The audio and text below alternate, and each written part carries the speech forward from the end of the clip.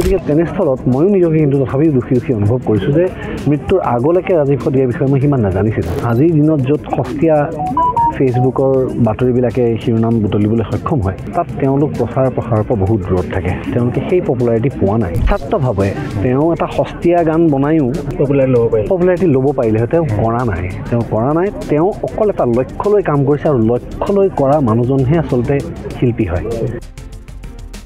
বিতৰ্ক সৃষ্টি কৰোঁ বুলিলে ময়ো এতিয়া কিবা এটা কথা কৈ দিলে বিতৰ্কই হ'ব, কিন্তু বিতৰ্কৰ সৃষ্টি নকৰি আমি যিটো মুখ্য আমাৰ ছাবজেক্ট, যিটো মূল উদ্দেশ্যলৈ আমি কথা পাতিছোঁ যে আজি ৰাজীৱ শদিয়াৰ বিয়োগৰ যিটো দুখ আমি পাইছোঁ, তাত আমি যদি ভালকৈ চিন্তা কৰিবলৈ চাওঁ যে তেওঁ প্ৰচাৰ প্ৰসাৰ বিমুখ এজন ব্যক্তি, এজন শিল্পী, যিয়ে সদায় এই অপসংস্কৃতি অসমীয়া ভাষাটোৰ যিটো আমি শংকাত থাকোঁ যে হেৰাই যাব নেকি, সেই কথাটো লৈ জাতিটোৰ হৈ তেওঁ গান গাই আহিলে আজি অতদিনে। গতিকে ডেফিনেটলি আজিৰ দিনত য'ত সস্তীয়া ফেচবুকৰ বাতৰিবিলাকে শিৰোনাম বুটলিবলৈ সক্ষম হয়, তাত তেওঁলোক প্ৰচাৰ প্ৰসাৰৰ পৰা বহুত দূৰত থাকে। তেওঁলোকে সেই পপুলাৰিটি পোৱা নাই।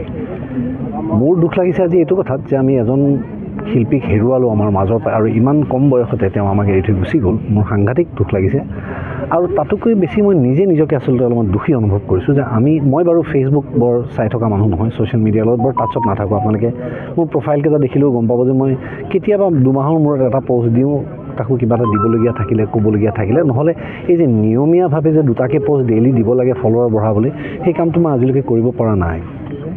গতিকে ফেচবুকৰ পৰা দূৰতেই থাকোঁ, কামতেই থাকোঁ, অনুশীলন থাকে, শাৰীৰিক অনুশীলন থাকে। ছবিখনৰ যদিও আমি কেৱল অভিনেতা হিচাপে থাকোঁ, কিন্তু স্ক্ৰিপ্টখন মোৰ হোৱা স্বত্তেও মই আৰু বেছি সময় দিবলগীয়া হৈছে। মই শ্বুটিঙৰ গোটেই সময়টোত কনচেপ্টটো মই যিটো বিচাৰিছিলোঁ সেইটো ঠিকে গৈছে নাই সেইটোও চাই থাকোঁ। গতিকে বহু সময় যায়। মই মোৰ বাৰ্থডে, মোৰ জন্মদিনৰ শুভেচ্ছা দিয়া মানুহখিনিৰ হেৰিবিলাকো আজি বহুত মূৰত চাবলৈ পাওঁ। গতিকে তেনেস্থলত ময়ো নিজকে কিন্তু তথাপিও দুখী অনুভৱ কৰিছোঁ যে মৃত্যুৰ আগলৈকে ৰাজীৱ শদিয়াৰ বিষয়ে মই সিমান নাজানিছিলোঁ। কিন্তু জানিবলৈ নোপোৱাটো আচলতে গোটেই জাতিটোৰ বাবে আচলতে বৰ দুখ লগা কথা। আমি আটাই দিব নোৱাৰিলোঁ আচলতে। সেই ক্ষেত্ৰত আমি আটাই দোষী, আৰু আমি আটাই আচলতে আজি এই যে আমাৰ যিটো লছ হৈছে, এই লছটো কিন্তু গোটেই জাতিটোৰ লছ। কাৰণ এজন শিল্পীয়ে নিস্বাৰ্থভাৱে তেওঁ এটা সস্তীয়া গান বনায়ো পপুলাৰিটি ল'ব পাৰিলে তেওঁ কৰা নাই। তেওঁ অকল এটা লক্ষ্য লৈ কাম কৰিছে, আৰু লক্ষ্য লৈ কৰা মানুহজনহে আচলতে শিল্পী হয়। কিংবদন্তি কোনোবাই হওঁ বুলিলে হ'ব নোৱাৰে আচলতে। লেগেচি এৰি যাব লাগিব, তেতিয়াহে লেজেণ্ড হ'ব পাৰে। গতিকে তেওঁ লেগেচি এৰি থৈ গৈছে।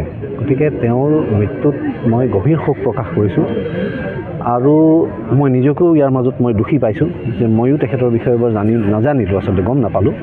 কিন্তু তেওঁৰ মৃত্যুৰ পাছতো আজি এইষাৰ কথা গম পাই অন্তত এটা গৌৰৱ অনুভৱ কৰিছোঁ যে আমাৰ মাজত এনেকুৱা এজন ব্যক্তি আছিলে, যিয়ে কেৱল ব্যৱসায় হিচাপে নিজৰ শিল্পী সত্তাটোক নাৰাখিলে, তেওঁ ৰাইজৰ বাবে কাম কৰিলে। গতিকে তেওঁক মই চিৰনমন কৰিছোঁ, আৰু তেওঁৰ আত্মাই সদ্গতি পাওক তাৰে প্ৰাৰ্থনা কৰিছোঁ।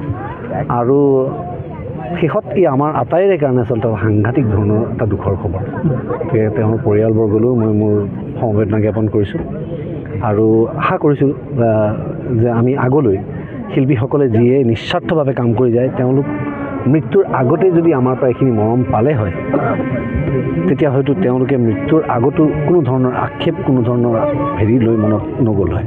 গতিকে আমি সেইটোৱে চেষ্টা কৰিব লাগে। আৰু ইয়াৰ পৰা মই অসমবাসী ৰাইজকো অনুৰোধ জনাইছোঁ যে অলপ সস্তীয়া মনোৰঞ্জনৰ পৰা দূৰত থাকক। সস্তীয়া মনোৰঞ্জন মানে মই কোৱাৰ যিটো অৰ্থ তেওঁলোকে আটাই বুজি পাইছে, যে কিছুমান অতি সস্তীয়া মানুহ যিয়ে কাম কৰি আছে, কিন্তু তেওঁলোকে আচলতে ইমান পপুলাৰ যে অসমৰ বাহিৰত তেওঁলোকৰ মাজেৰে আজি অসমখন চিনি পোৱাৰ নিচিনা হৈছে। গতিকে সেইটো বস্তু হ'ব নালাগে। যিয়ে জাতিটোৰ কাৰণে, জাতিটোৰ গাথা, জাতিটোৰ ব্যথা দাঙি ধৰিব পাৰে, সেই ধৰণৰ সেই ধৰণৰ শিল্পীক আমি সন্মান কৰিবলৈ শিকিব লাগে। আৰু জীয়াই থকা অৱস্থাতে যদি আমি এইখন সন্মান দিওঁ, তেতিয়াহ'লে হয়তো তেওঁলোকেও নিজৰ আৰু বহু বেলেগ ধৰণেকৈ নিজৰ কেয়াৰ ল'লে হয়, ভালে থাকিলে হয়।